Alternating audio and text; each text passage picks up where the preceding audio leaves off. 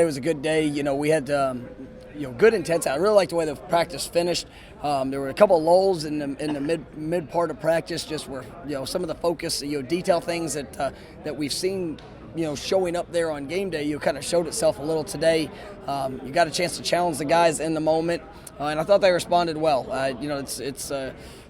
We've got to make sure that we are preparing exactly how we want to show up there on game day. Today was third down day. Got some red zone work, 2-minute, some good teaching moments. I'm seeing guys that are taking ownership of the fundamentals, taking ownership of trying to do things the right way that maybe has left them in moments there on the field on game day. But I think our guys are continuing to work. Seeing the numbers through the week. We're pushing, and I got all the reports there from last week, and I see an improvement. I see growth in just what we're investing in this process. It's got to be physical, and it's dang sure got to be mental as well. Preparing ourselves to be able to respond throughout the course of those 3.5 hours on Saturday.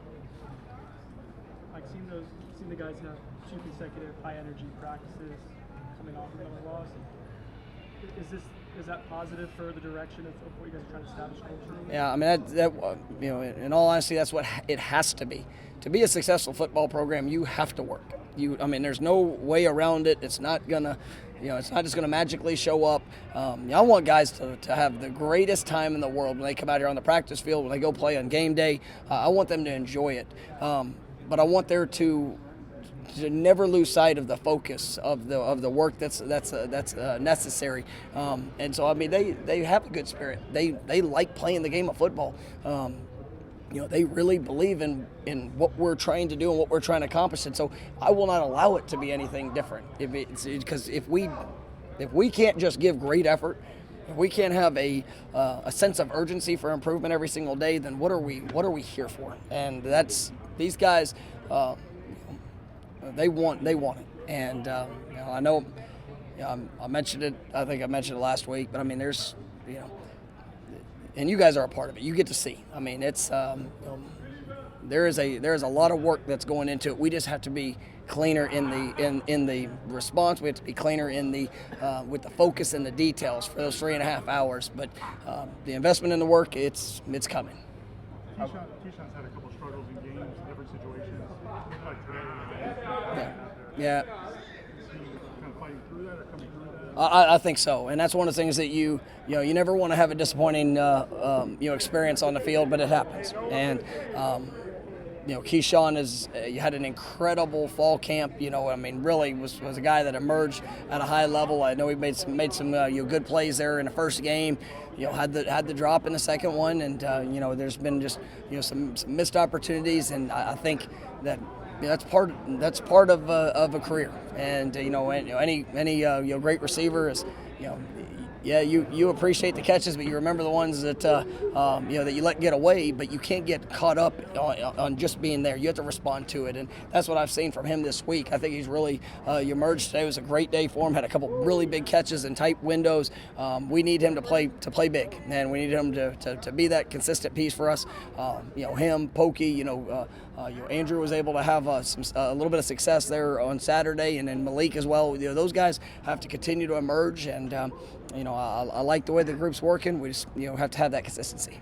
What's it say for a guy like Joe Philly to come back, get back to practice, and turn in a couple of explosive? Oh, he looked great today. I thought him not being available last week, he's an explosive player. Man, I know that at the start of the season, he has not had some of those explosive plays that we've been used to from a year ago, but I feel like it's coming, and I really like what I've seen. He had a couple great runs. Today, and so it's that whole room. We need that running back room to perform at a high level. Very talented backs, and we're gonna keep pushing them. But you see just the passion that he has. And I thought he brought a great spark today. Coach Shannon, just how valuable has he been in the role he's been able to bring him in just with his experience, and then also having him available for last weekend to kind of step in when you're without Coach Woodson? Yeah, that was it was something that obviously unexpected. Coach Woodson was not available for the game. Had a death in the family, but being able to have Coach Shannon basically take over that responsibility was was great. But for him on a day-to-day basis, it is. I mean, it's wonderful for him to be in there with Coach Fuller and those two, being able to share thoughts. Be able to kind of brainstorm together. When he's out at practice, he's getting a chance just to kind of chart some of the detailed things. Just from a comprehensive overview, and then be able to share that perspective. Whenever we get done. So I really appreciate him being here and the impact that he's making, because he's a great man, very humble in all things, and it was great that even through an unfortunate situation, he was able to be there and kind of assume that role that Coach Woodson normally has. Through a couple practices this week, have you seen some of that momentum, maybe the positive things from the defensive side of the ball translate and maybe carry that to Syracuse?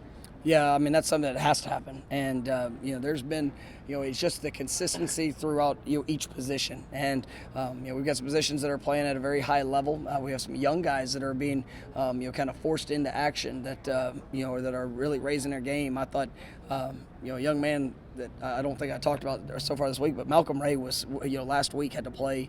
I mean, I want to say it's close to 30 snaps in the game, and for him, he played his best game since he's been here, and just to be able to go in and to be able to make that type of impact. You see, Jarrett Jackson. I know I talked to him about him at the beginning of the season, and he's really stepping up.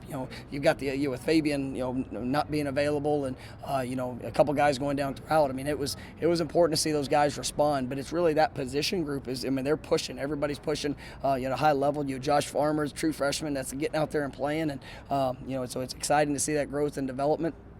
But also, just the consistency from top down, and that's where the way we practice, the way we communicate, the intensity that we bring, and the focus that we are able to maintain. That's critical, because we saw it for 30 minutes, and that was really good football for 30 minutes. But we need to see it for a game, and for these guys to go out there and regardless of what shows up, regardless of what we see, trust those fundamentals and go apply it.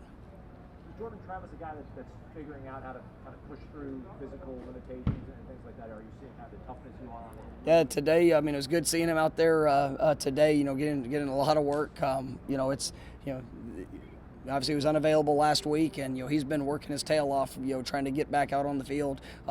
Today he really stepped up, and, I was pleased to see that, working hard, being able to take what he's hearing in the meeting rooms and being able to translate that to the field.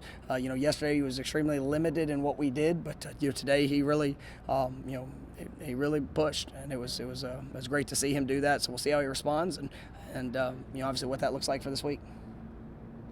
Anything else? All right, thank you guys. Thank you.